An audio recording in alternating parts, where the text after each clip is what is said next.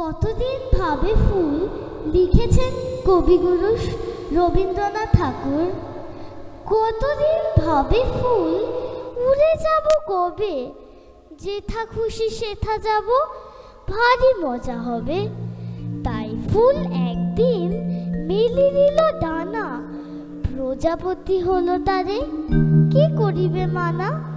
রোজ রোজ ভাবে বসে প্রদীপের আলো, উড়িতে পেতাম যদি হতো বড় ভালো।